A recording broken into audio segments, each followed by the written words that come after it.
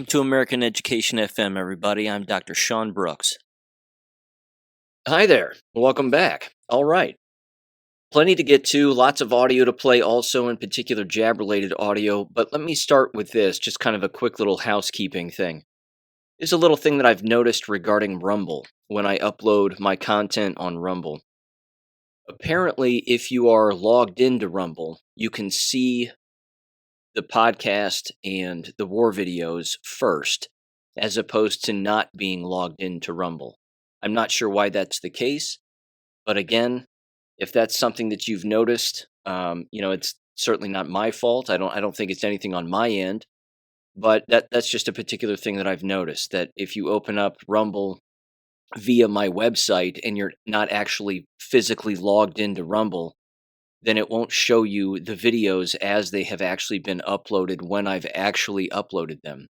So that's a bit strange, but apparently that's how Rumble works. Or again, it may be something on my end. But either way, if you do watch the content or listen to the content on Rumble, just understand that if you want to see it when it's actually uploaded, you have to be logged into Rumble in order to actually see it. So there you go. Okay.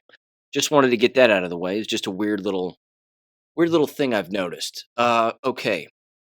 I want to revisit the last episode when Robin was talking about what's going on at Marshall University, specifically regarding the enrollment and the fudging of the enrollment numbers. I'm not saying this because she was on my show, and I'm not trying to draw attention to this show or even her or myself or anything like that. I'm simply bringing this up because I do think this is remarkably important. I think that what she highlighted there is arguably one of the largest examples of fraud that is taking place right now at the university level, in particular under the entire umbrella of the pandemic and the bioweapon warfare. It's immensely important. It's a pure open admission from the university itself that they're counting students as a singular student as multiple students depending on what they are enrolled in and what they are doing at the university. That if they're taking online classes, well, then they are counted as another student. This is beyond problematic. And again, it's an open admission of criminal fraud on the part of Marshall University, and we have to assume that they aren't the only ones doing this. In fact, you can bank on it. Endless universities have to be engaging in the exact same kinds of tactics and methods in order to count multiple students so that they continue to receive adequate money to keep the lights on. Because there are few students attending these universities. Again, you've heard me say it here a million times. They've killed their customers. If their customers are the students and their staff members are there, of course, in order to do what they do, they're killing them off. They're making them sick. They're making them ill. It's game over. They've already done all of this.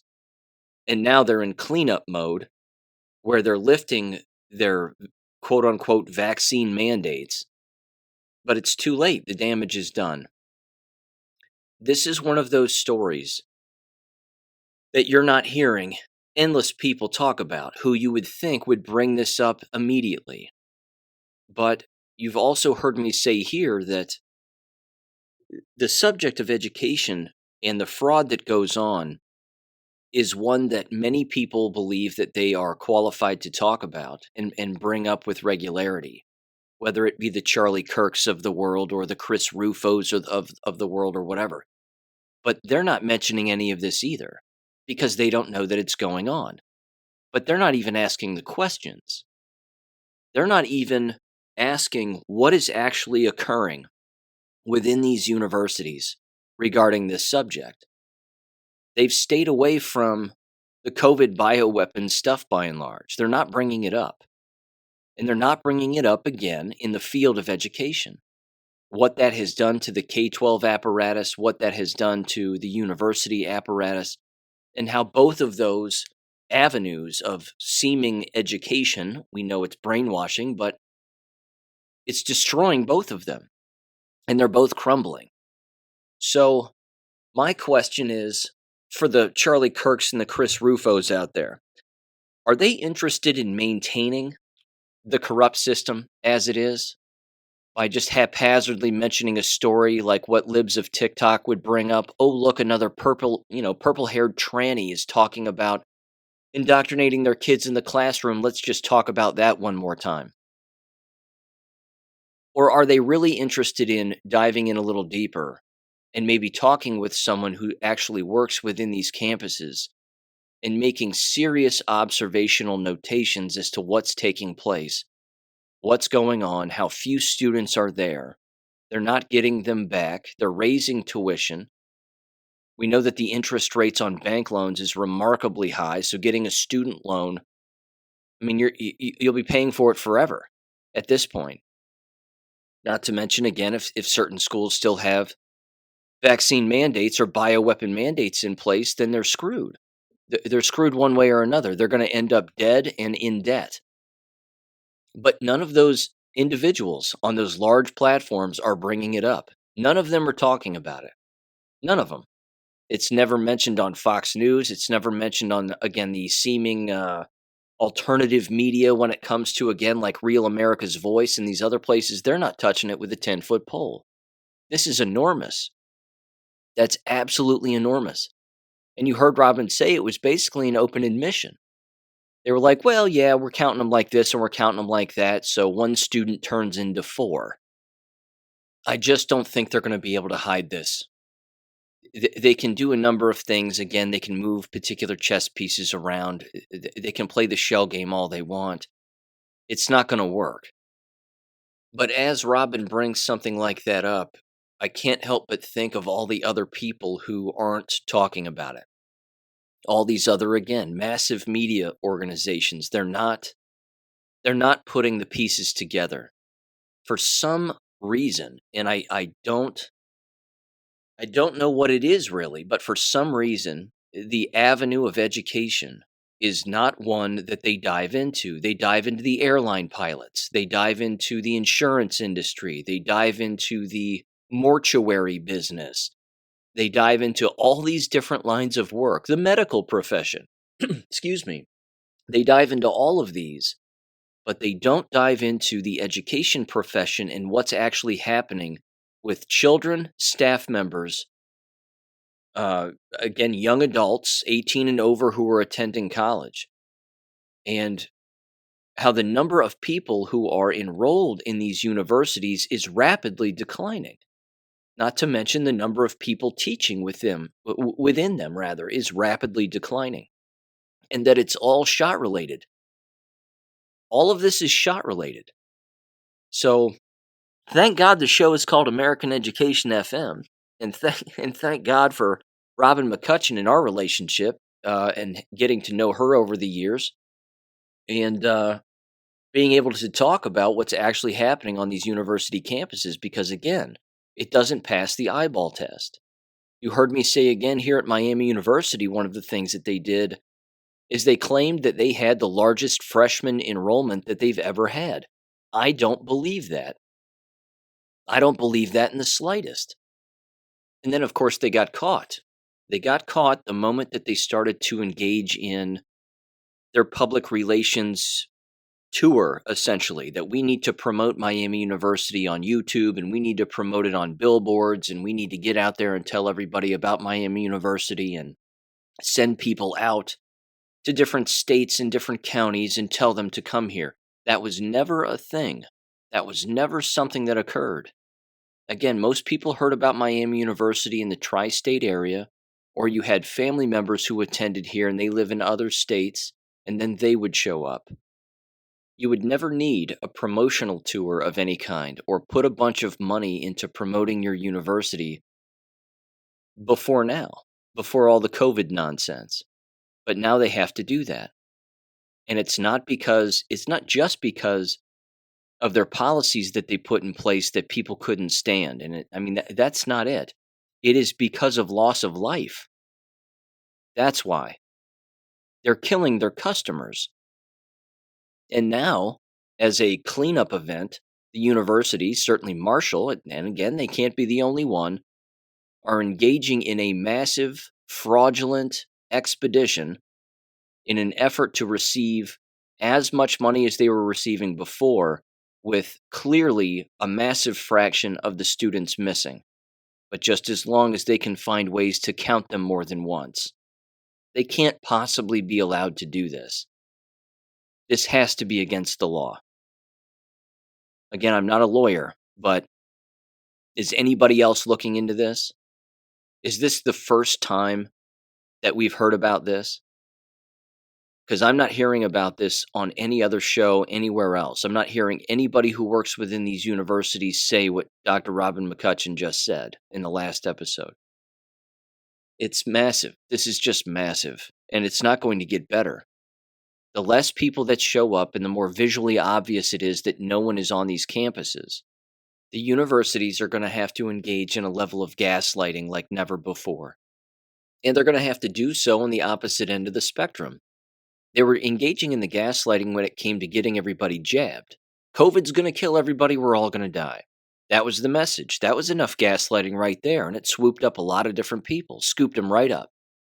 Now they have to engage in a level of gaslighting in order to cover up what they've done. Because again, at face value, it's painfully obvious.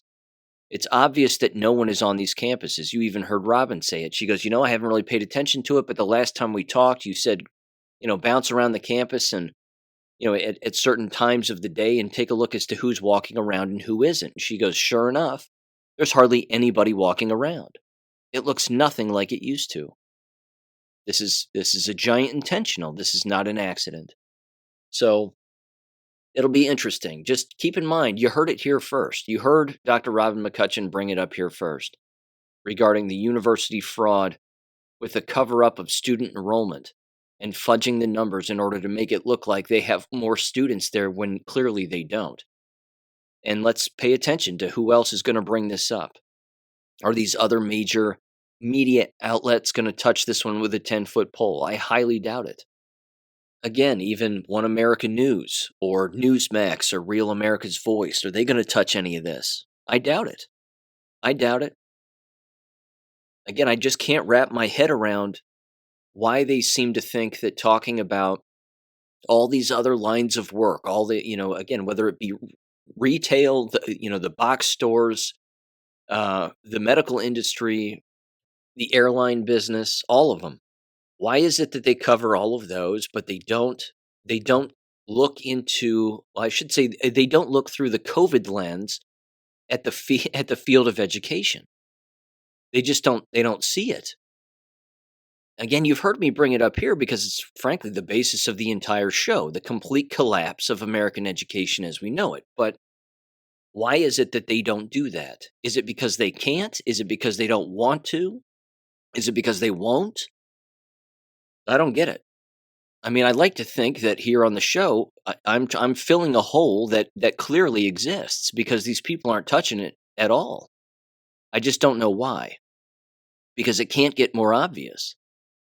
Again, you've heard me say that the education business is the root of evil here when it comes to the indoctrination and brainwashing and getting people to believe things that are not real.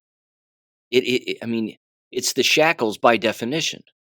So while we're trying to take off the shackles, why don't you look through the same lens that you're looking through with all these other lines of work?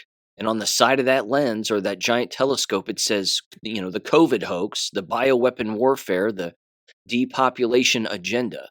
Why don't you look at the education field the same way? Why aren't they doing that? And why am I doing that?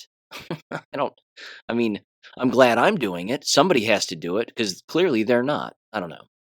I'm rambling at this point, but that's my take on it. So what Robin brought up is incredibly important. It's huge. It's huge. There's no way around it. So it's too corrupt to fix. They're too embedded. And now they're engaging in a level of fraud to cover up what they've done. And this right here is a nice little lesson on lying. This is what happens when you lie. You have to keep lying. You can't all of a sudden stop, tell the truth, Well, we're sorry we killed all of you, and that's the way that that is. Now, please put your faith in us because, yes, we tricked you the first time, but we won't ever trick you again. And, this is the university wavelength of thought and the K-12 wavelength of thought. You cannot maintain these institutions. You can't. And you heard Dr. McCutcheon say that they're moving to an online environment, that Marshall is moving to a primarily online environment, certainly within certain schools. That's not one of those things that, again, is going to work out for them in the long run, specifically when it comes to bringing more actual human bodies back to a brick and mortar campus. When a person receives a degree in an online environment, you never go back to a brick and mortar campus. You don't do it. Just like homeschooling. When a person homeschools, you don't wake up at 6 in the morning, take a shower, put your clothes on, get on a school bus, and drive to a brick and mortar school ever again. It doesn't work that way. These universities are going to have to go to an online institution, which means they're going to have a bunch of empty brick and mortar buildings, and it's going to cost them way too much to keep the lights on. They're going to have to start selling those buildings to other people and other businesses or agencies or whatever, turn them into hospitals. You've heard me bring up all those different options of what they're going to have to do with the buildings. It's never ending. This isn't going to get better for them. I think it's remarkably interesting. And I think that this is one of the biggest stories that is not being discussed. But that's just my 2 cents. I could be wrong. Okay. A number of other education related things here. First of all, just very quickly, apparently Georgetown University is erecting a mosque on its campus. Georgetown University is the largest Catholic university. I'm sorry, not the largest. It's the oldest Catholic university that exists in America. And a mosque right in the middle of the campus somewhere. So, what could possibly go wrong? Let me mention this too about the Crumbly case. And I think I've brought this point up before, but if I haven't, I want to reiterate it. Excuse me. Can't clear my throat here. The Crumbly case is interesting, in my opinion, as you know, for a variety of reasons in Michigan, because the parents are still locked up. The parents are still locked up. The trial has not taken place yet. I forget when it's scheduled to take place, but it certainly hasn't taken place yet, and I will bring that to everyone's attention when the time comes, because I'm going to follow that trial for a variety of reasons. Because again, that the school employees are going to be on the stand testifying and be cross-examined and a number of other things, and that really is where the juice is in the whole case as far as I'm concerned. I'm certain that a lot of people, again, would point to Ethan Crumbly's journal, and, well, he wrote this and he drew that. I don't think that that's the biggest issue. I think the biggest issue is the message that they're trying to send to every American parent, certainly in the state of Michigan, that if your child engages in an illegal act, whether it be, well, frankly, anything, certainly in this case, murder, that we're going to lock up the parents. We're going to go right into the house. We're going to lock up the parents. And if the parents have any connection to the weapon or they have any connection to, again, the well-being of the child, we're going to lock up the parents. We're going to take this to court. We're going to stretch it out. And you're going to be in shackles in a jumpsuit the entire time before, before your trial takes place. I think it's an absolute abomination. They're not a flight risk. They know that they are going to be facing trial. I don't think they're suicidal because a psych evaluation would certainly be part of the process, in particular while you're in jail awaiting a trial, but it's just to send a message.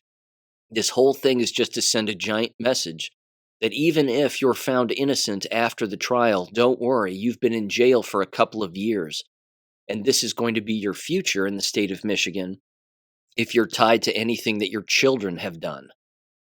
It's absolutely outrageous. And again, shame on any judge that has allowed it to basically go this far. I'm shocked. I'm absolutely shocked, but it's corrupt. So I guess I'm not shocked in that regard. Okay, well, with that aside, real quick here, this is from One America News, and this was tossed my way from last Thursday, and this has to do with the state of Colorado. And it says, according to reports, the Colorado Education Association, the CEA, passed a resolution that affirms that their belief that capitalism inherently exploits children, public schools, land, labor, and resources. It says the CEA believes that capitalism requires exploitation of children, public schools, land, labor, and or resources, and that capitalism is in opposition to fully addressing systemic racism and the school to prison pipeline, climate change, the patriarchy, gender and LGBTQ disparities.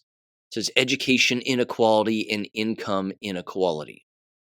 The blame game, ladies and gentlemen, it's incredible. Absolutely incredible.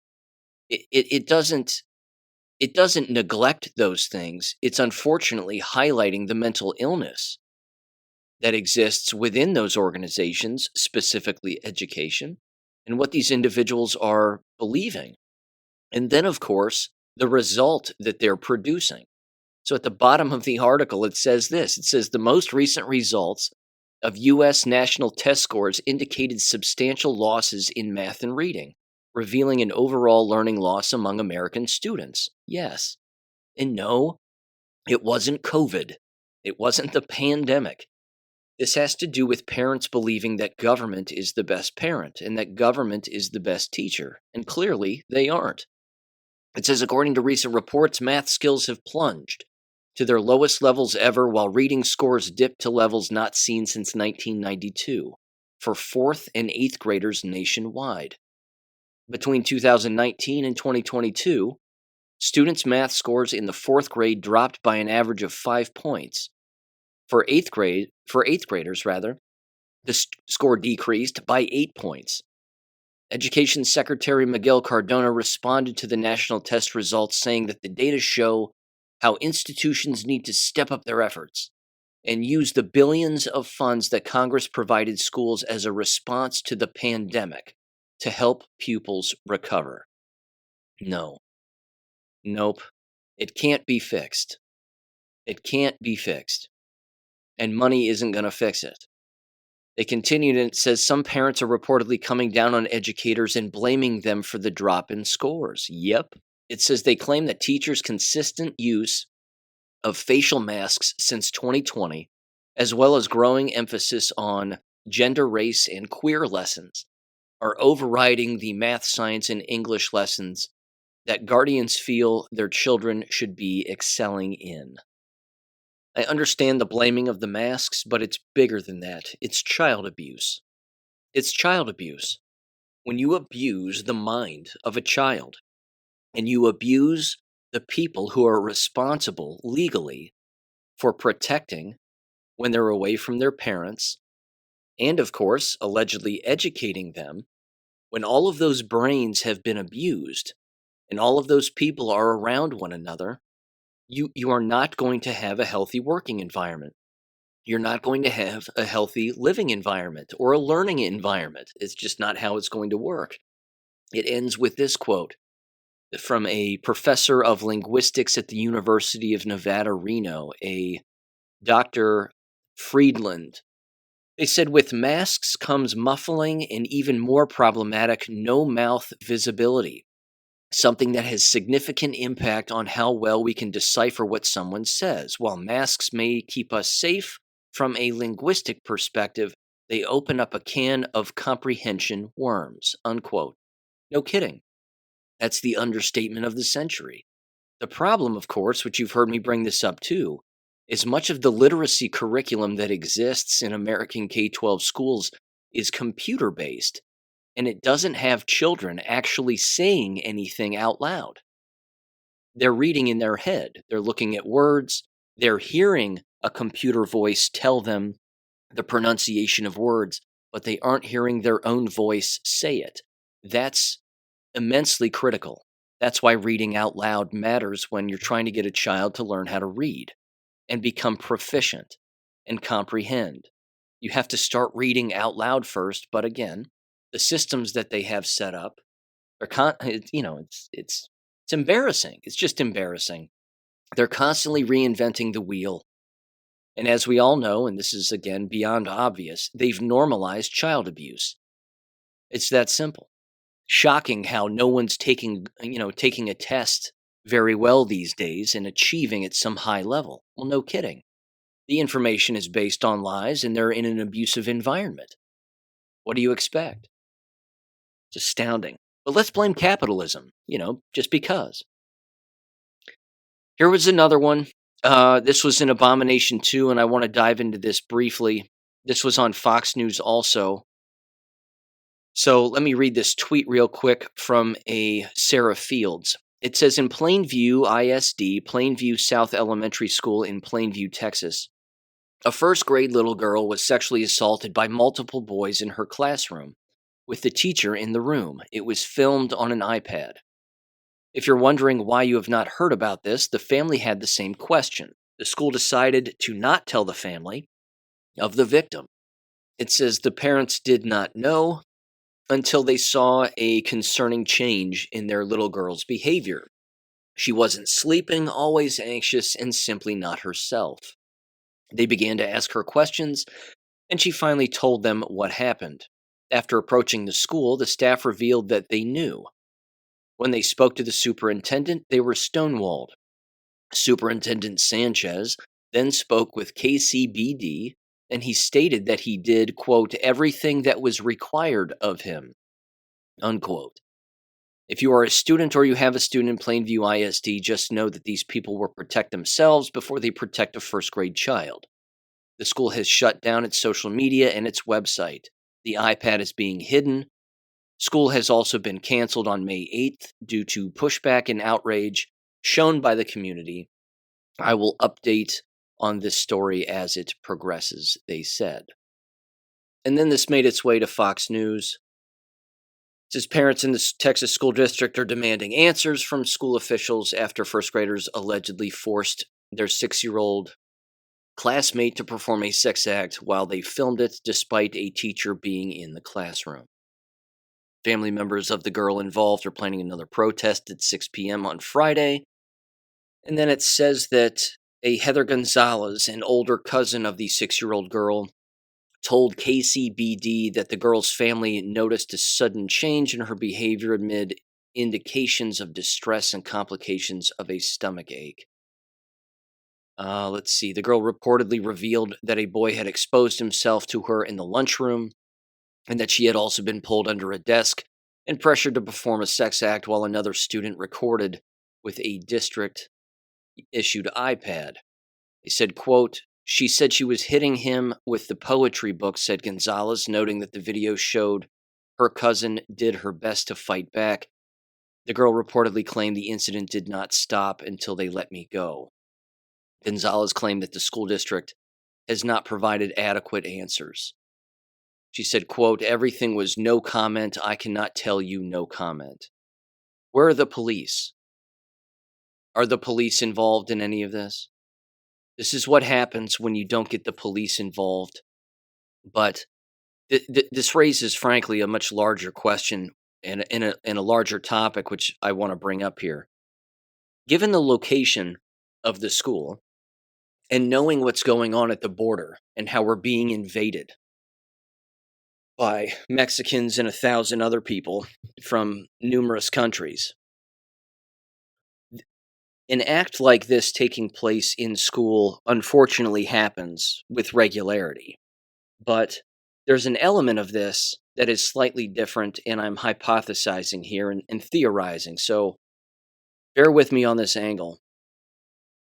We know that there are copious amounts of illegals who make their way into the American K12 school system because they're legally allowed to be there, whether they speak English or not. What we also know is that many of those illegals are told by their traffickers to provide money back to them in a specific amount of time. We also know that child trafficking is a massive element in all of this. So, is it possible that not only were they engaging in a sex act against a minor, or an attempted sex act against a minor, certainly physically assaulting them at the very least, Are they doing this and recording it on an iPad for the purpose of sending said information to a trafficker so that traffickers know where these abused people are? And is that being used in lieu of paying back a trafficker with cash, but you're providing the location of minors who have been abused, and now they know where to come and get them? Now, that might sound convoluted, and it might sound a little, I don't know, a little out there, but I wouldn't put it past any of these people, to be honest, and I wouldn't put it past a superintendent of a school district to be working with a cartel. And I wouldn't put it past the elected officials, school board members. Certainly, given the location down there, that there wouldn't be a chance that they would be working hand in hand with traffickers and cartel members. Because again, money talks.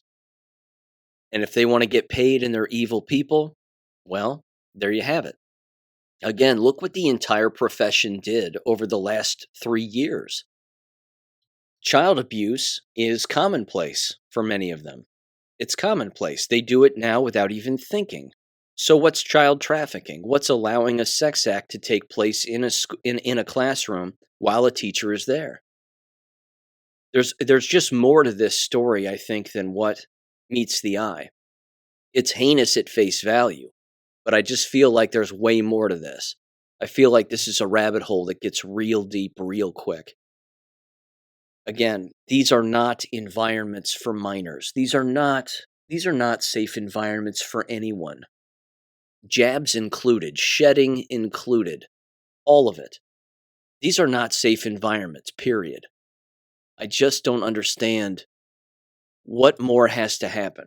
And again, people read this and they say, well, that would never happen to my kid, or my kid would fight back, or my kid would tell somebody, or whatever else. You don't know that.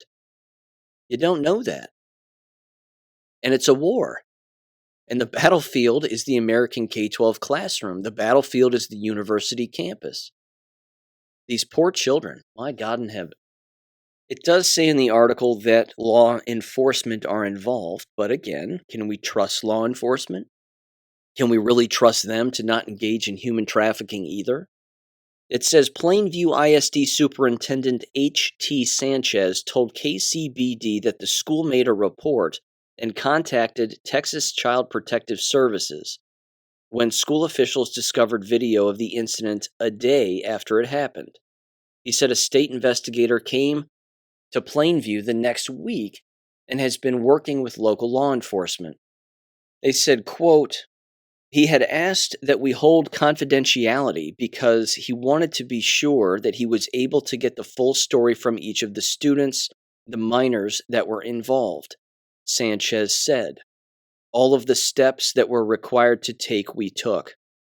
Quick little side note, when you talk to a minor, as an investigator, you have to have a parent present. I don't know if any of you knew that, but that has to be a thing. Unfortunately, many investigators, whether they work for the district or they're outside investigators for law enforcement, they won't contact the parents. They'll show up at a school when the students are in session and the parents are gone, and they'll start plucking students out one at a time from these classrooms, bring them into a room, record them for their investigation, write things down by hand, write down their name, what they say, etc., and do all of that without the parent even being around. Hell, they might not even tell the parent that they pulled their child out and that they, interrogated them as to what was going on. So the parents have to be present when children are being questioned by any investigator. Again, whether that be within the district or an outside agency like law enforcement.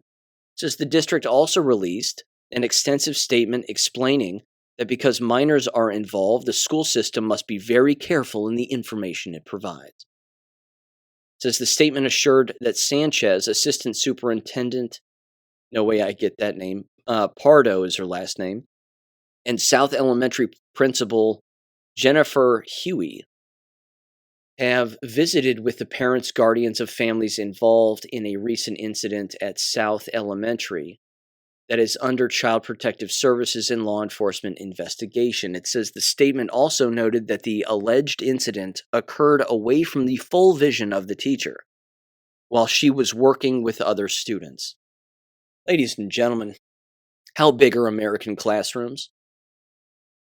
How is it possible that a minor girl was being sexually assaulted by one or more boys while it was being filmed with an iPad, and the teacher in the classroom wouldn't have a clue that it was taking place?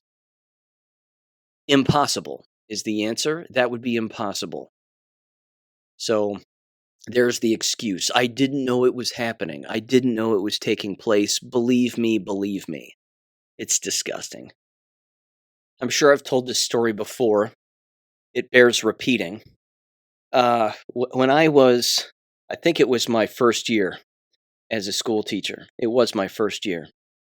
I had a student in my class who was a menace to society. I'm certain that he's broken the law later on. In fact, I know he did, and maybe did a slight stint in jail, at least for a little while. He had it written all over him.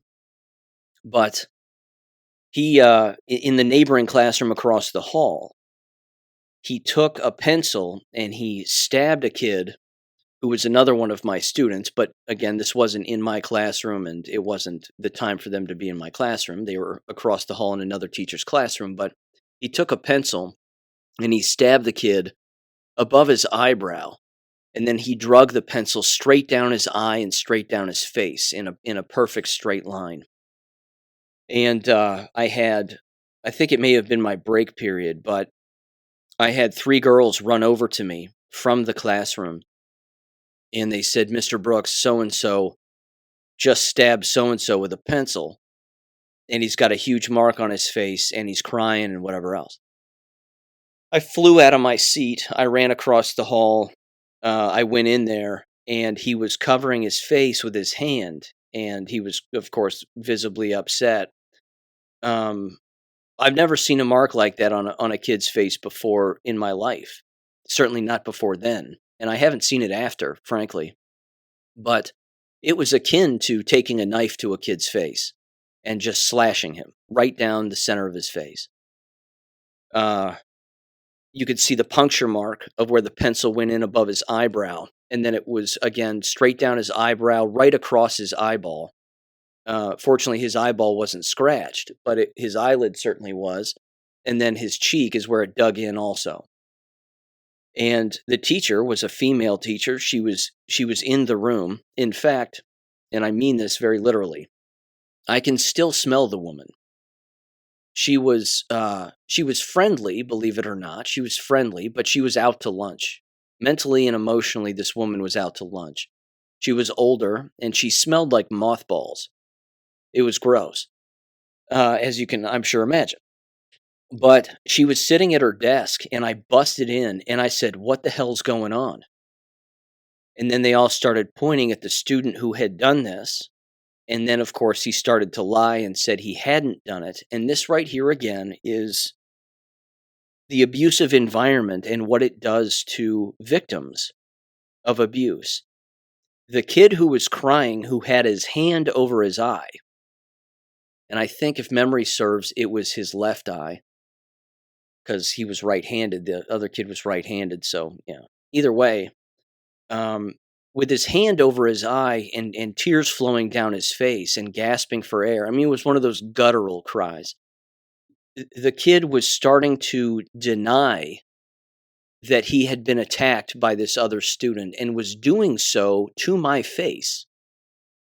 After 3 girls ran over to me to get help because the other teacher in the classroom was ignoring the behavior of all of these students and not even paying attention to the fact that one of her students had been stabbed and slashed with a pencil on the face. This, of course, is a massive problem.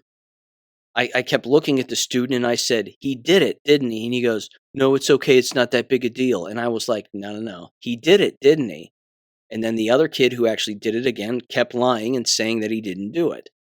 I took the kid down to the nurse, and I ushered all of the students into my room. I called the resource officer. I got the resource officer to take the kid out of the other classroom where the teacher was.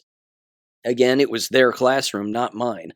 So I ushered them all over into my room, and that's when the administration basically immediately ran to the room, started questioning the teacher, questioning what was going on, figuring out what was actually taking place.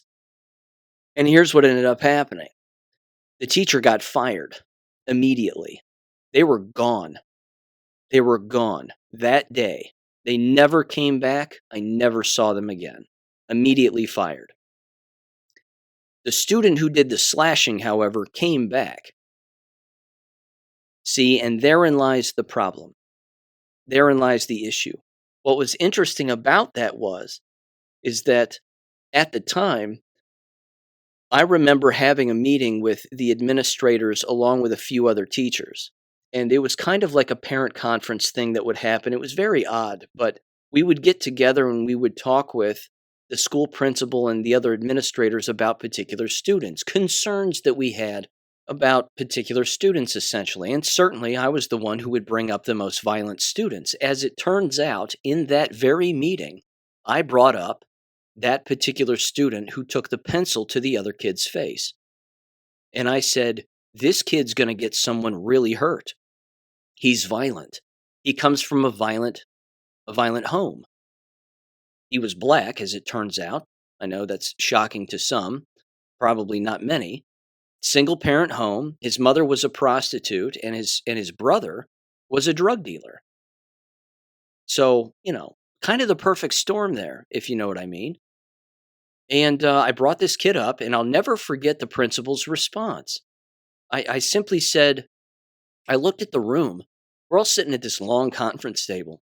Again, I'm a first-year teacher, and I'm trying to point out some rather obvious things to individuals who are legally responsible for the safety of minors. Again, in lieu of the parent, because, of course, the parent's not around. And I said, this individual is going to get people seriously hurt, and there's an alternative school that exists in this district. Why don't we send this person there? Buses pick this person up just like every other bus picks people up. Send them to that school. You have a case against this student. You have a clear case against them regarding copious amounts of things, keeping in mind this was before the stab/slash incident. And her response to me as the principal was, every classroom has a student like that in it. That was her answer. Every student has a classroom just like so-and-so. And I leaned forward, and I'll tell you what, I am as mad now as I was then when she said that. I leaned forward and I said, that's not true. That's not true.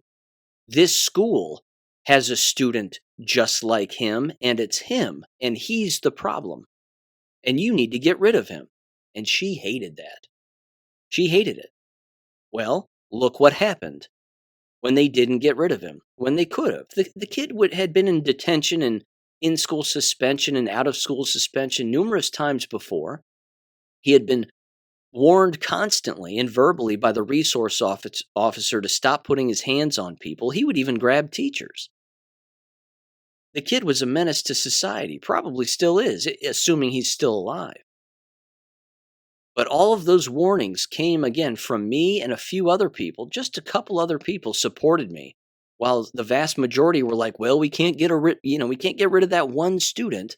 We'll lose a little bit of money, and we can't afford that. Even though you're sending him to an alternative school, which is, where people like him belong. They're essentially criminals without being charged with a crime yet. Point is after the stabbing incident, I became a genius. I all of a sudden became a genius. I knew what was going on in the classrooms. I knew what was going on with these students' behavior. And believe it or not, the principal did a total 180 and went from criticizing me to the very next year actually supporting me and going, this guy has it figured out. He knows what's going on. I'm not going to say another bad word about him. And I thought, good for you. Good for you. If you'd have just listened to me the first time, this kid wouldn't have a giant scar on his face now. So I guess in telling that, it is possible that a teacher wouldn't know what was taking place, but again, they would have to be willfully ignoring it. And that's exactly what that teacher was doing, who of course got fired. They were willfully ignoring it. It was the end of the day, it was the last period of the day, and they wanted nothing to do with it. The students were out of their seats, they were bouncing around, and there you go. If you can't manage a classroom, you can't be a school teacher. So, back to the sexual assault iPad thing, same thing. You need to clean house. That school teacher needs to be gone, and like I said, the rabbit hole in the whole situation is very suspicious. The geographic location of some of these schools, where the vast majority of them are Hispanic, I'm sorry, but it gives me the willies. It's remarkably suspicious to me. You have to assume that some of the children who are attending these schools have been trafficked, are currently being trafficked. We know that they are. I mean, that's been going on since the beginning of American public schooling, but it's ramping up. It's ramping up, and it's filling itself with more and more violent minors. Foreign violent minors, I should say. So the situation's not going to get better. I continue to be blown away that people continue to send their children to these environments. It's nuts. Okay, enough of that rant. Here's another rant. I have more of them. I hope you don't mind. I'm kind of in that mood today. Let's see. Jab-related things. This made its way to me via AJ, and I saw this story. And then AJ sent me another story, a personal observation that he made regarding a dinner party that he had at his house. But let me start with this first. Simone Gold is receiving some serious cover from the Gateway Pundit. And they ran a story on the Gateway Pundit, again, painting Simone Gold as the victim, that Joey Gilbert is taking over AFLDS in a hostile takeover, and the Sheriff Mack, who was also sitting on the board at the time, of course, stole a bunch of money, took it out without telling anybody, and then it was assumed or alleged that he would be giving some of that money to Simone Gold under the table, because, again, Simone Gold's using Sheriff Mack allegedly to take some of the money that is separate from the money that she's already taken, allegedly. All of that's remarkably interesting, I think, because, again, it's exactly what the Kevin Jenkins guy, who ran the oversight committee of AFLDS, warned people about. He said, Joey Gilbert's not the problem here. He said the problem is Simone Gold and now Sheriff Mack, because this Sheriff Mack guy has, again, taken all of this money. My biggest beef with this is this. Gateway Pundit is incapable of doing a real investigation regarding Simone Gold, or Gateway Pundit is compromised because they're running cover for Simone Gold. Because, again, do they not know the work that Renette Sunham has done on Simone Gold and AFLDS? Are they incapable of looking at it further? Because at face value, it's remarkably hinky. No one is surrounding themselves with Simone Gold anymore. Most people are staying as far away from her as humanly possible. Why is that? And why is it that the Gateway Pundit can't pick up on that? It's pretty obvious. Again, it's false equivalency. It's false equivalency all over again. You can't have people like Renette Sunham and Kevin Jenkins looking into this, if I'm saying his name correctly. I think it's Jenkins. You can't have them looking into those issues with AFLDS the way that they have in uncovering copious amounts of just immoral behavior and flat out stealing and tricking people, and then claiming that she's not tricking people. Also talking with Joey Gilbert, as Renette Sunham has done on her Substack, and listening to him, again, it's pretty incredible. The things that Simone Gold was warned to not do and kept doing it. And then you have the Gateway Pundit over here saying Simone Gold's a hero and they're trying to railroad her because she's a freedom fighter. Bullshit. It can't be both. It has to be one or the other. So which one stinks to you? Which person is going around touring, soaking up money and taking money from copious amounts of people? and living in a multi-million-dollar mansion in Naples, Florida, with her, pseudo gay boyfriend who wears sequins on his shoes and wears fur coats and tosses herself into the Capitol building and then lies about it and says, "Well, I was just pushed in." You didn't look like you were pushed in when you had a bullhorn giving a speech inside of the Capitol building on January 6th. She's a liar. She's pathological. So that's my 2 cents. But yeah, I'm just disappointed, continue to be disappointed in Gateway Pundit. They are not investigating anything. They're believing everything at face value. Simone Gold's a hero and Ashley Babbitt's dead. We need to believe these things because we say so. It's astounding. Absolutely astounding. Here's another one. Another little rant I have. Oh, actually, let me get to this. Let me get to AJ's story. This was jacked up and jab related. He said this, totally strange, but interesting because these people actually are figuring it out to some extent. Let's see. He said the following, quote, "Sean, I wanted to share with you some details of a conversation I had with my wife's friends and their husbands over dinner on Saturday, all of them foreign European born, and the husbands work in fairly high-level jobs for Apple, Google, and Amazon, respectively, while the wives are stay-at-home moms. We talked about the jabs with all of them double jabbed. My wife and I were the only jab-free at dinner. None of the husbands are libtards, but they go along with the corporate wokeness." He said this. He said the wives shared their jab experience while the husbands kept quiet. Here's what they said. This is amazing. This is just an incredible breakdown. He said, "First wife, age 46. My immune system is shot. I get sick all of the time. Second wife, age 41. I get sick more too, and there is a lump in my neck when I get sick. Now that irritates me. I didn't have that lump on my neck before taking the shots. Third wife, age 37. Plastic surgery on face and breasts were obvious. Trophy wife for the high-level Amazon director husband." Smiley face. Smiley face typeset there. He said, "I regret it." Or they said, rather, "I regret it. Stopped after the second shot. My sister kept telling me every day not to take it. I got no benefit from it. I feel worse, like my immune system is weaker because of it." And then he said, AJ did, "I think she's been red-pilled and someone who could be on our side with just a little encouragement." She also said, he said, that "I took it because of science, but later learned there was no science behind it." And then AJ said the following. He said, "I told everyone at dinner how COVID was a total scam done to control us and reduce population, that vaccines, all of them, are all risk, no benefit, and masks are nonsense. We knew before and after 2020 that masks don't work, and idiots are still wearing them. Got no pushback from any of the husbands. One said, 'So you're a Republican?' I said, 'Actually, a Trump Republican.' The looks on their faces, smiley face again. He said, 'I never met with these people before Saturday. My wife is good friends with the wives. I felt like the others were both envious and maybe also upset that my wife and I are jab-free. One of the other wives used to tease my wife for being unjabbed.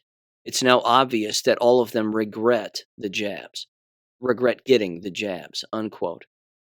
It's astounding. He also said this then. He said, "Sean, a follow-up to the earlier story of the dinner party. The woman who gets the lump in her neck when sick was so scared and thought it might be cancer that she went to have it examined by a cancer specialist. Also, two of the other common female friends, also jabbed in their mid-40s, developed lumps in their breast after getting jabbed and got it checked for cancer.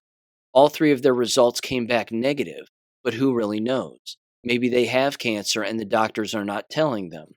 Also, an aside, these wives at the dinner party are part of a larger group of stay-at-home wives who have lunch together monthly at one of their houses. They always take turns hosting lunch, about 7 to 8 women. Anyways, they did not invite my wife to join their monthly lunches until recently because they know she's unjabbed and would not take a PCR test either. Who's eating crow now? Yeah, it really is incredible. At least they know, or at least they certainly highly suspect what's going on. Uh, but it brings up another point too, which is these PCR tests and these quote unquote COVID tests that people continue to buy and continue to take. Again, there was even a story bouncing around just a few days ago that the FDA's pulled yet another take home PCR slash COVID test, rapid antigen test off of the shelves. What is it that people don't understand about this? What is it that they don't get? There is no COVID, number one. Number two, the tests are faulty and always have been. It was a giant fraudulent scheme in order to fill their own pockets with these fraudulent tests. And they sold them to hospitals, universities, K12 school districts, and they all spent money on these and laundered that government money. Again, the government paid those employment entities COVID cash in order for then that cash to be laundered through those districts and those universities and places of work and hospitals, etc., to then only make their way back to the fraudulent take home test companies that are testing for something that doesn't exist. The tests are predetermined. They're all predetermined. They always have been. So it blows me away. I just find it beyond ridiculous that people aren't paying attention to the timeline of events here. Again, that's the different wavelength and different dimension of thinking. Oh, you're taking a fake test off of the shelves, or a COVID test that tells people whether or not they're positive or negative, or tells their employer that they can stay home or go to work or whatever. Well, joke's on everybody. The test is fake. COVID doesn't exist. So what are you actually doing? It's multiple. It's just multiple dimensions of lying that I can't believe people aren't even stopping and thinking about for a minute. Again, the take-home tests, it was the Binax tests, which were one of the biggest ones. Those were taken off of the shelves and taken back by the FDA in the summer of 2021 to only go into effect December of 2021. And yet, people still use those. And they're still offered in stores, and people keep buying them. What is it, again, about the basic paperwork that people don't understand? There isn't a test for COVID because COVID doesn't exist. I don't know. It's beyond strange. It's just beyond strange. Let me tell you another story here. Both of my parents went to the doctors the other day. My dad just does this yearly blood work thing for their insurance, and that's essentially it. He doesn't really have to do it, but either way, he went this particular time, and this is the exact same doctor, by the way, who I've brought up in the past, who, again, the last time I was there was a number of years ago. I want to say 2021, if memory serves. And he was full COVID, full panic, full jab, full mask. I mean, the guy's a degenerate, number one. Sexual misconduct, among other things, which is why his medical license has been suspended, but he continues to work inside of the building and administrate it, allegedly, while another doctor is working there. But even to this day, he is full mask, full jab, all the way. The guy hasn't figured it out. My parents told me that here's basically the way that it works, and I'll probably get this wrong, so my apologies if they're listening, and I'm sure they are. But they still have a policy in place where if you don't wear a mask, you have to call from your automobile in the parking lot. No one else is doing this. I mean, no other doctor's office anywhere is doing this. But if you don't wear a mask in this doctor office, then you have to call a phone number. They tell you to come in. They usher you right back to a room. And the doctor who is working there, who is not the sexual deviant on suspension, he isn't wearing a mask. This newer doctor is not wearing a mask at all. They said that there was another nurse who was behind the giant plexiglass window thing, and they weren't wearing a mask either. So why do you have two employees not wearing masks, and yet you have all of this literature on the front door that says don't enter without a mask?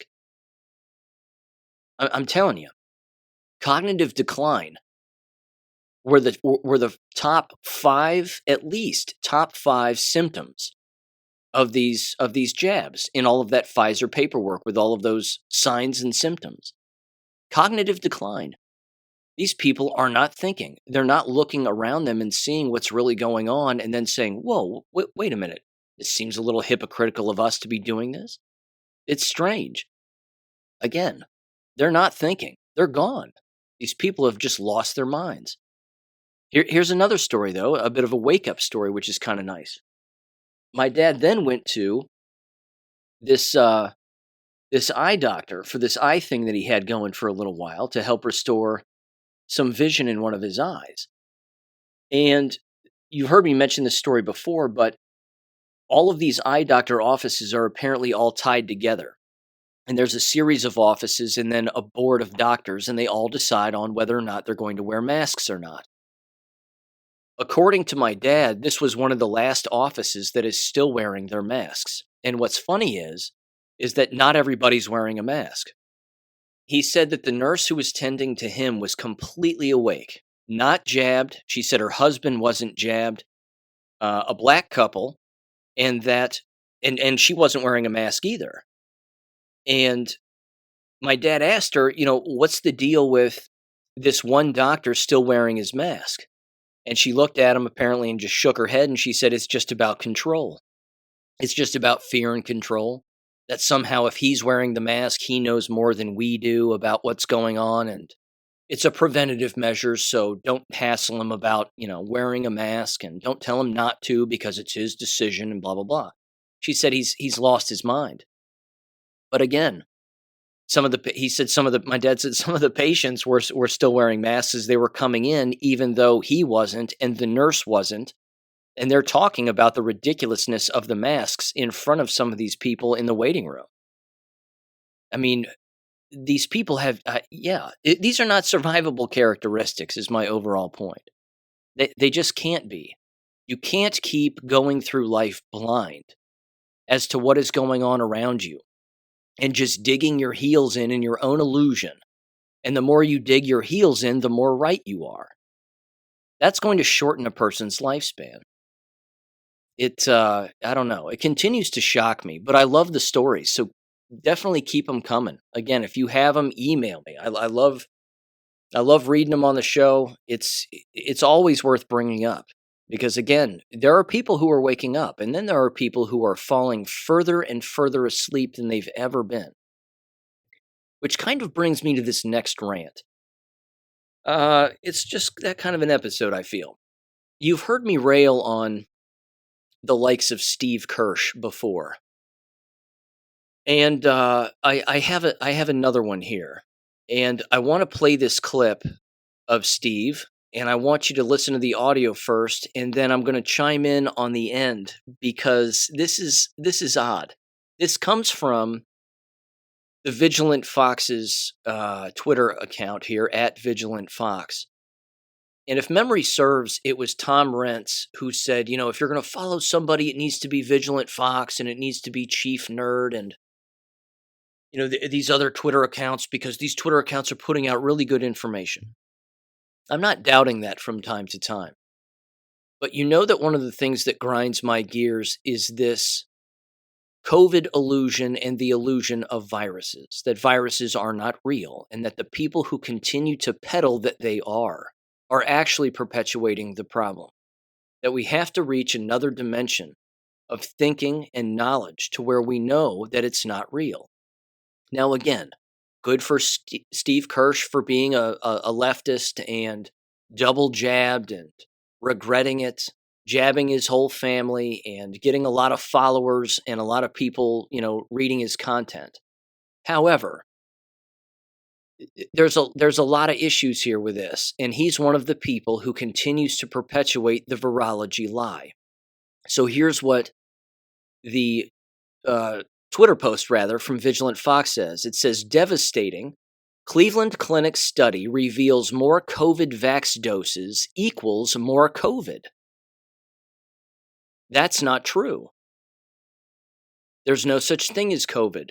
The more you get jabbed with a biological weapon, the more damaged your DNA becomes, which means you have a compromised immune system, which means you have AIDS.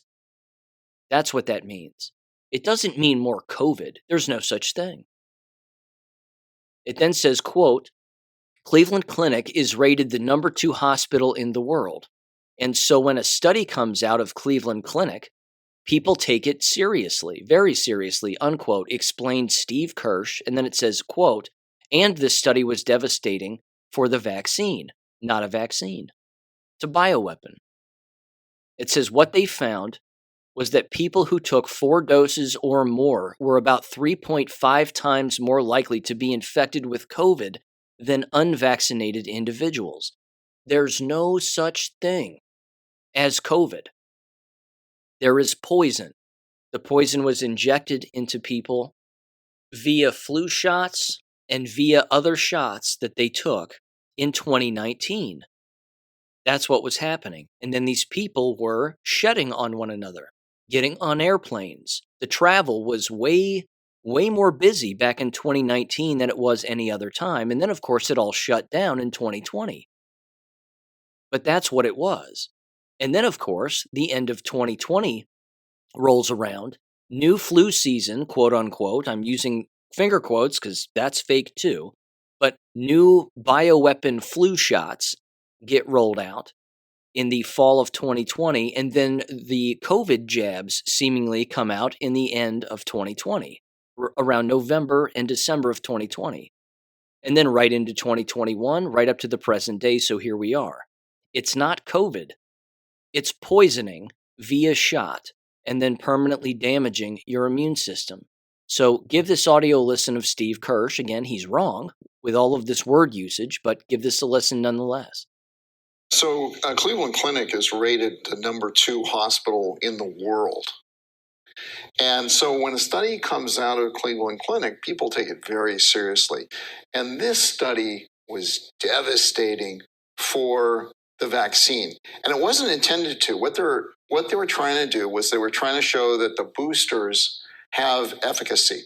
And so they believe that there's a 30% vaccine efficacy for the booster shot. But as part of the paper, they showed figure 2.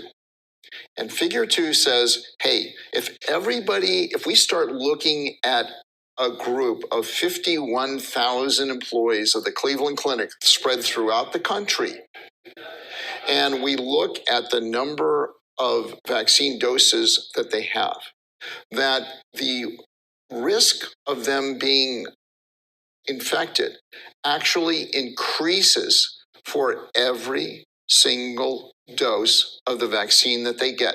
You get 1 dose. If you're unvaccinated, you're less likely to get COVID. If you have 1 dose, you're more likely to get COVID. You have 2 doses, you're way more likely to get COVID. 3 doses, and they showed this consistently over a 90-day observation period for the 51,000 people. And they're all divided into different groups. It's all working age healthcare workers, not people who are sick in the hospital. These are employees of the Cleveland Clinic.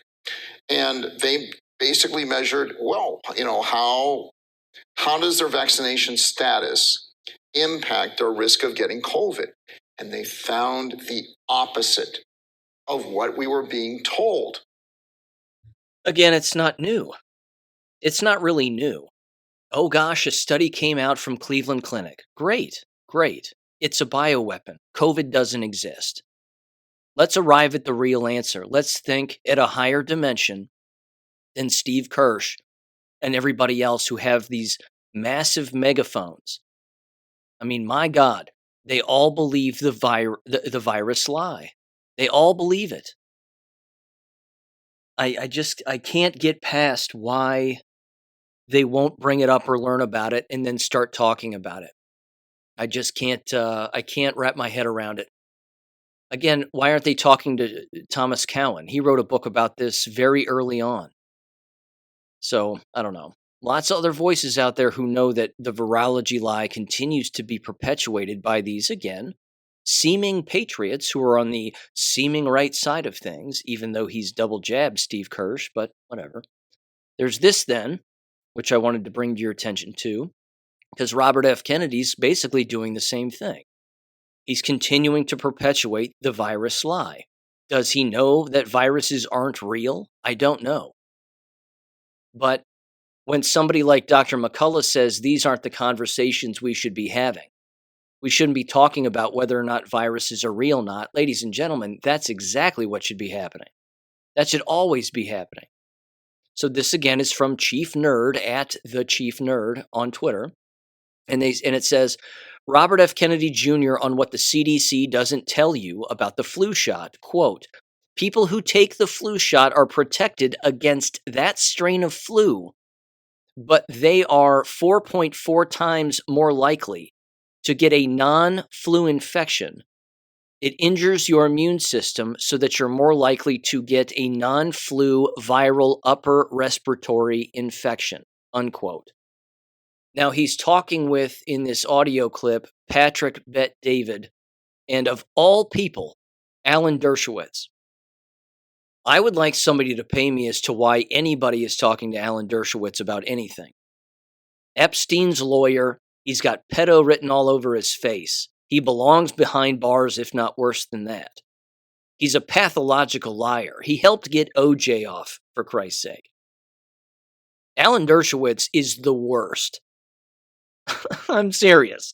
I almost should start a podcast that's just titled that. You know, Dr. Sean Brooks' next podcast, Alan Dershowitz is the worst. Have you seen this podcast? Have you heard about this? All he does is make fun of Alan Dershowitz all the time. He does deep dives on Alan Dershowitz. Alan's disgusting. Okay, so sorry. See, that's how much he distracts me. He's so gross. He takes my train of thought completely in a just weird direction. Again, everything that Robert Kennedy said here, and I fully understand what's going on. I believe and agree with BioClandestine when he says Robert F. Kennedy is on the trail right now, the presidential trail, so to speak, to help wake people up. Certainly when it comes to not jabbing yourself. And certainly when it comes to waking up to the corrupt medical industry. The problem I have is that he's peddling things that still aren't real, whether he knows it or not. Flu doesn't exist. And that one quote right there, people who take the flu shot are protected against that strain of flu. That's not true. It's a fairy tale.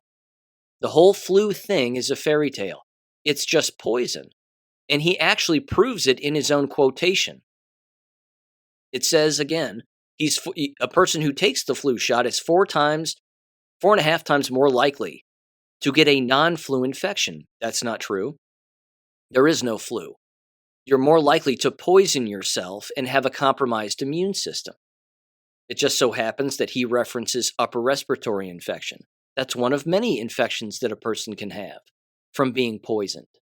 So give this audio listen in 3, 2, 1.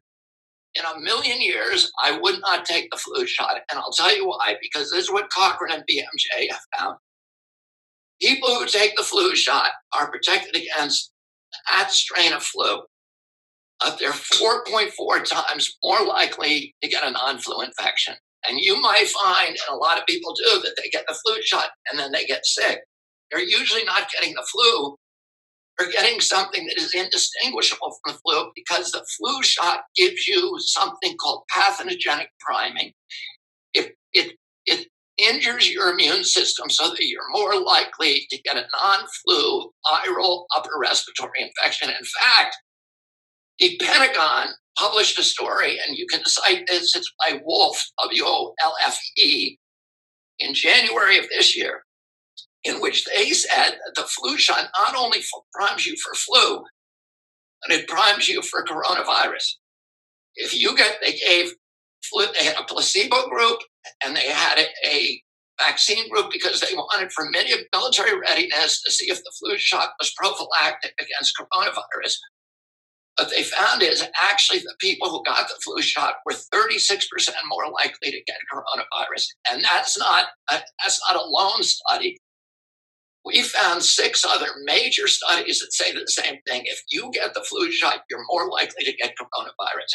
Look, all you have to do, Alan, and this is what Cochrane said, is look what's happened to longevity in the elderly since we started mandating the flu shot to elderly people. Those are the people, their life expectancy has dramatically gone down as the flu shot proliferated. And if you see, the people who died during the during the COVID crisis, many, and there's no science on this, but it's observational.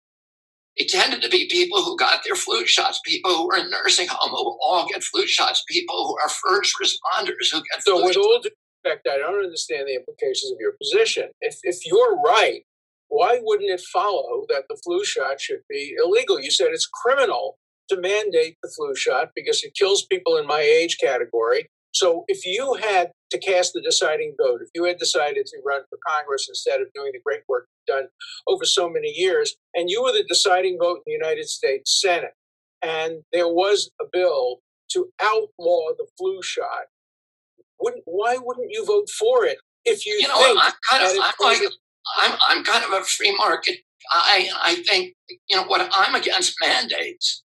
I think that there may be situations where where that product might do some good for somebody, but I just don't believe it should be mandated. I wouldn't think, for example, that Viagra should be mandated to every human being on the planet, right? But there may be somebody who says, I want to take that medication. Let them do it. But let's not order everybody to do it. See how that went off the rails real quick? Why are we talking about Viagra with Alan Dershowitz in the room? That's not a good idea. That's just my 2 cents, but, yikes. Again, Kennedy brought up the basis and the entire basic nature of the truth and also the fairy tale all at the same time. There's no flu. There never has been. Influenza is a lie. There is just the injectable poison that people take, and then they shed that on other people. So yes, to summarize quickly, all he had to say was, if you inject yourself with things, poisons, because that's what they are, you are more likely to compromise your immune system permanently and die. That's it. You're poisoning yourself to death. And again, he jumps in with, I'm against mandates. If it came down to my vote to get rid of the flu shot altogether, and then he backtracks and he says, it might be beneficial to some people. No, that's incorrect. It isn't beneficial to anybody because you can't have a poison be beneficial to a person for something as a treatment method to a thing that doesn't exist. I mean, jam this knife into your chest to prevent yourself from tripping on a stone and having a bird poop on your head. It makes no sense at all. It makes no sense whatsoever. One thing has nothing to do with the other. Not to mention, I'll tell you what, Alan Dershowitz again, this is the same guy who said the government has the right to inject you with a COVID shot or any shot if they deem it necessary for the health and safety of the citizenry, and that if you refuse to, they have the right to take you to jail. That was Alan Dershowitz back during the jab height and the jab hysteria, only to then later backtrack and say, I don't know. See, Dershowitz sees a few bucks start to disappear, and then he changes his opinion. Disgusting. It's beyond disgusting. So, The conversation again went off the rails there at the end. Started talking about things that don't even matter. Not to mention, Dershowitz being a lawyer, you'd think he'd know how to read. He could reach behind him, I'm sure, on that giant bookshelf of his with all of his menorahs and everything else that he has, and he could grab Black's Law Dictionary, pull it out, and see that the word mandate doesn't mean mandatory. It means voluntary participation. I've brought up this example before, I think, in the past. It would be like a school district mandating that there be a hat day. Everybody remembers Hat Day when they went to school, right? It usually would be on a Friday or something like that. Everybody gets to wear a hat. It doesn't mean you have to wear a hat. It means the school district is mandating hats to be worn on that day, and this is the final part of that sentence, if you choose to do so. Because if you don't choose to do so, that's fine. You're not going to get kicked out because you're not wearing a hat. It's ridiculous. Again, these people don't hear themselves talk. You can't bounce around these fairy tales time and time again, rehashing them, and not expect more knowledgeable people such as ourselves to listen to your mouths move, watch your mouths move anyway, and hear these things coming out of it, and not pick up on the hypocrisy, the inconsistency, and the fairy tale. It's outrageous. Cut to the quick. That's all. Viruses aren't real. They don't exist. Medicine is poison, by and large, certainly injectable. Vaccines are poison. They are designed to make people sick, perpetually get people sick. They can read all the studies they want. Compromises your immune system by 4.5% or by this percent. We know that already. We know that. It kills people too. You'd think that would be enough. You'd think that would be enough for people to understand. Which now brings me to this. Well, I'm going to mention this just very quickly before I get into some more storytelling, because again, this is another observation that I've made. But first, I want to get into this. Operation Nightingale. This was brought up back in January of this year, and for some reason, Tom Rentz is bringing this back up yet again, and he's changed the headline a little bit, and it's misleading. He's basically said that the people administering the COVID jabs weren't real doctors, and that the nurses weren't real nurses, rather. And that's because of what was deemed Operation Nightingale by the Department of Justice, who ended up finding out that a bunch of these individuals were getting their nursing credentials illegally, that they weren't actual nurses, so to speak. They were partially trained, but not fully trained. Anyway, Tom Rentz has brought that back up again, and again with a different headline, as if to say that they were all actors or something like that. Of course, they weren't actors. They were just poorly trained or partially trained. And we know why this took place. And of course, a bunch of them were arrested along with the group that put them all together. Again, you can go and look up Operation Nightingale on YouTube. It'll be the first DOJ thing that pops up. It's about 6 minutes long, if memory serves. But they arrested, again, these individuals, and we know why. We know why these organizations had to pump out more nurses and doctors, and it was because they needed more individuals to administer shots and administer testing. So the chances of you encountering one of these fraudulent nurses would probably be during all of those drive-through testing spots and those drive-through injection spots. They weren't real nurses. They were just told, here's how you administer the test, here's how you inject somebody. You stick the needle in the vial, you suck up this much, and then you squirt a little bit out of the top to get some of the air out, and then you ram it into their arm, and then you squirt it in, rub it, give them a sucker and a Batman Band-Aid, and everything will be fine. And then down the road they go, and they crash their car because, they're jab dead. Just another vaccident. But that's the real crux of the issue. They were doing it because they needed the, what's the phrase? They needed the foot soldiers, so to speak. They needed the individuals out there to handle the masses who were lining up, gullibly, I might add, to, of course, take these jabs and take these fraudulent tests. and that those individuals basically just had two things to do as they were playing nurse. So, yeah, uncertified people jabbing people during this entire fraudulent worldwide criminal enterprise shouldn't shock anybody. But it is certainly another avenue of something that has actually occurred, and apparently a bunch of them got caught and a bunch of them got arrested. So that's a good thing. I want to bring this up also. This is an email here that was sent to me by a listener of the show. They know who they are, and thank you very much for sending it.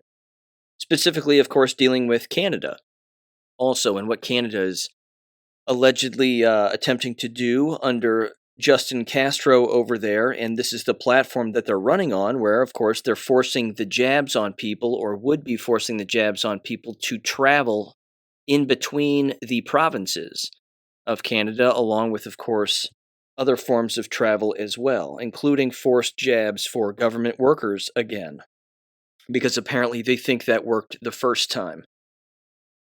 They said, "Hi, just listened to your Monday podcast. Very informative and enjoyable. Thank you. I've been thinking about the worst case scenario, which I don't think was mentioned. According to Dr. Dolores Cahill, all who have had one of the mRNA juice will be gone in 3 to 5 years. I hope she's wrong. I guess any of us don't want to think about that it's so horrific." That's true. In fact, when I mentioned that publicly, that individuals would be gone in 3 to 5 years, I was directly referencing Professor Cahill, and she was pulling that, if memory serves, from HIV statistics, that individuals who have compromised immune systems completely tend to make it again in a 3 to 5 year time span. And I believe she also was referencing the simple fact regarding the number of ailments that these shots, of course, have already caused.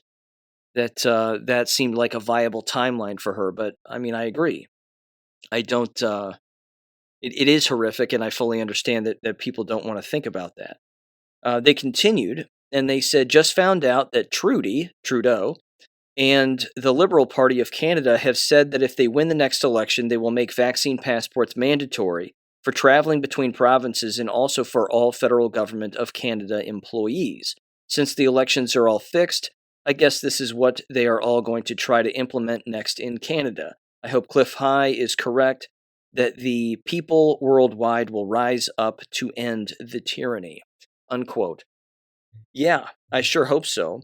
I can't imagine people willfully voting for that other than using fraudulent voting machines and simply switching the votes against Trudeau and for Trudeau. I can't imagine Canada going through with Justin Trudeau yet again. I just can't imagine the people standing for it yet again. I mean, the citizens of Canada should be paying attention to what they've done in the past, because they've made great strides in the past. Not just the trucker thing, but all of the anti-jab protests that existed, all of the demonstrations, all the speeches, all of that, which was long before the trucker thing. So, I don't know. They've made great strides, without a doubt. I hope they keep it up and keep the pressure on.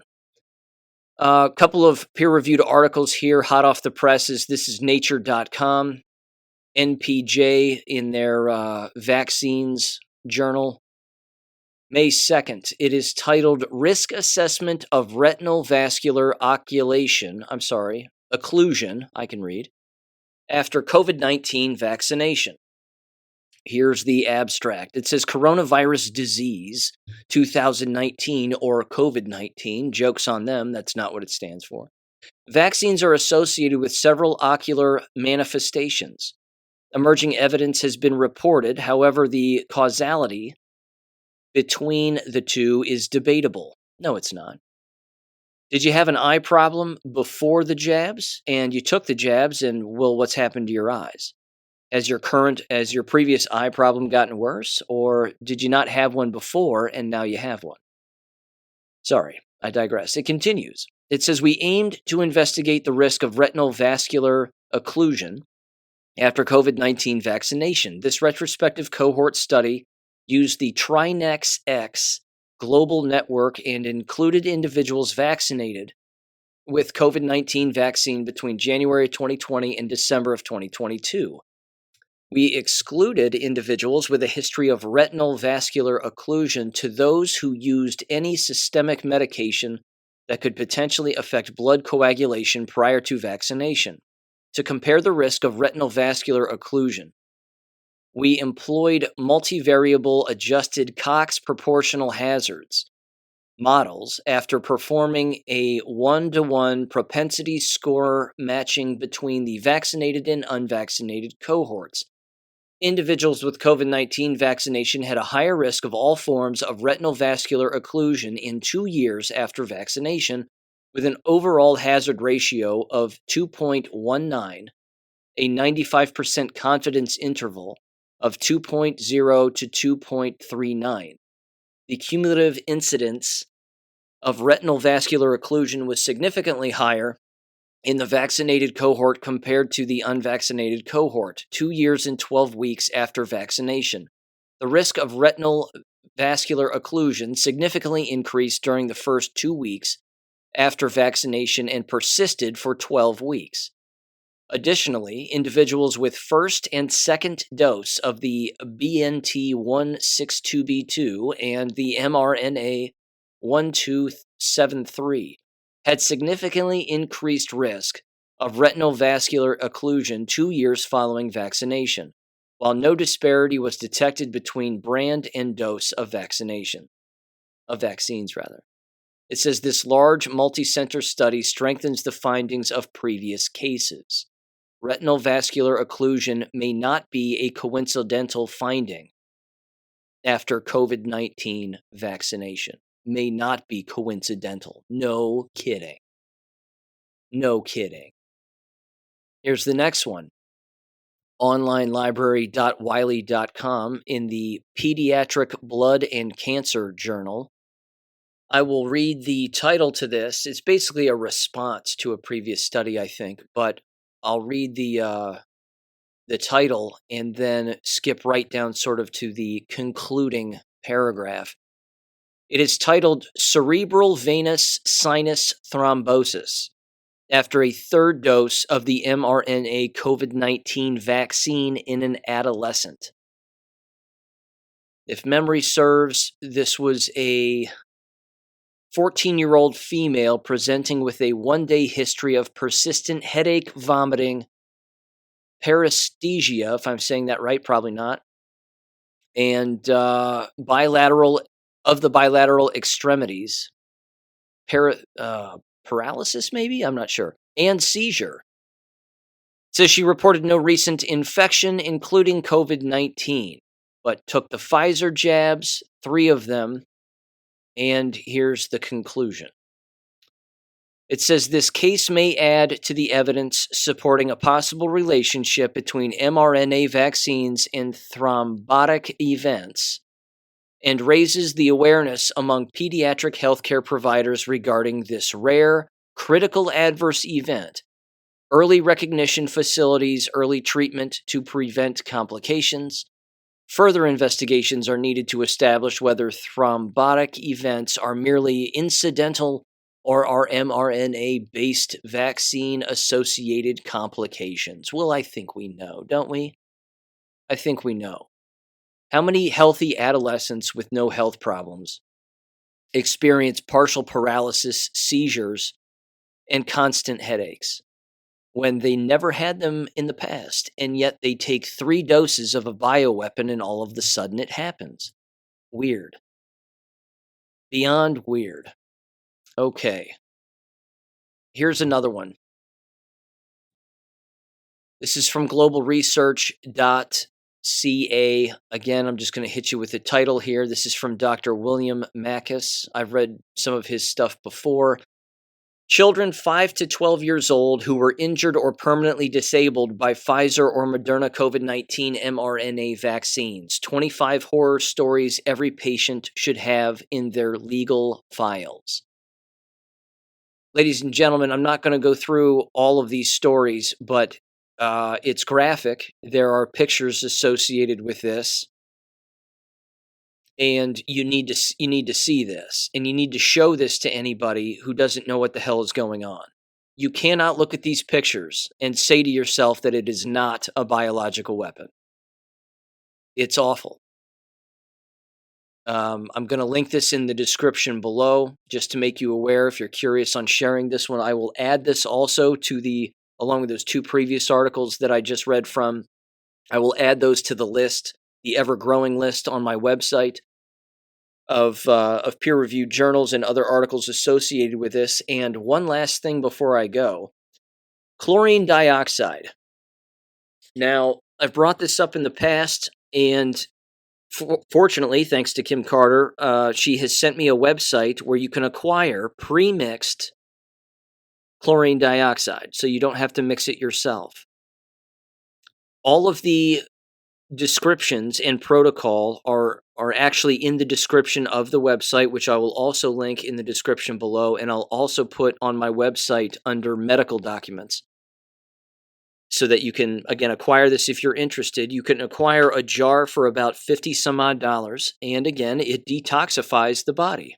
There's a way you should take it, of course, with water, and I'm not going to tell you what that is, but you can look it up, and I will also have on my website a book that describes the protocol as to how much to take per volume of water.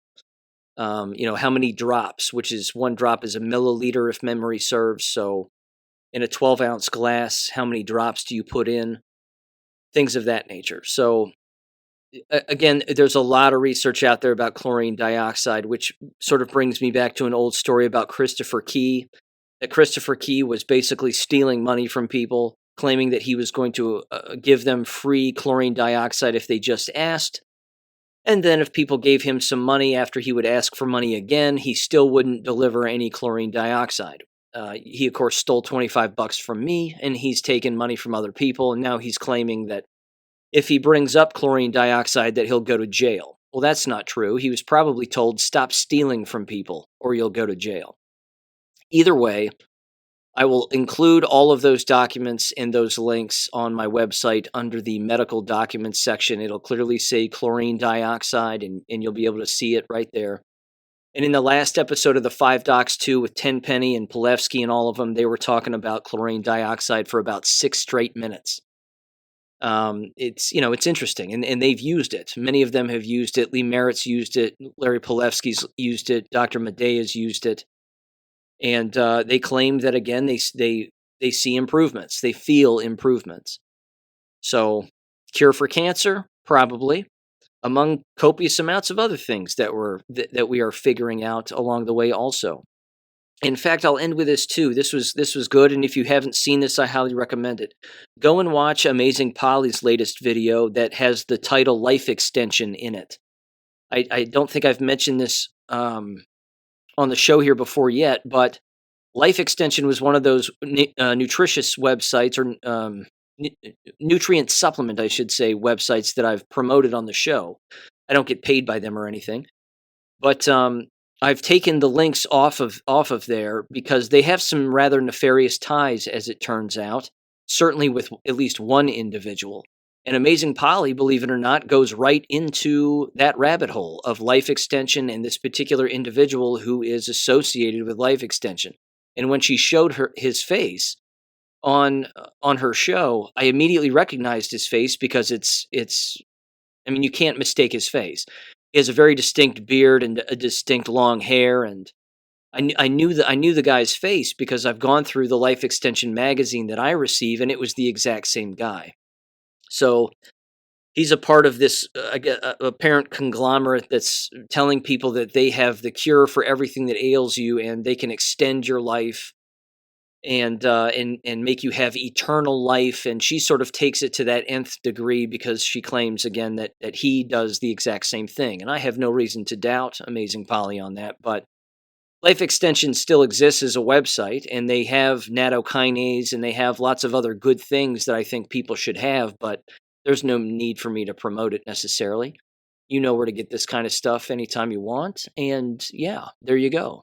But I will have, again, those chlorine dioxide links on my website if you're interested in checking that out.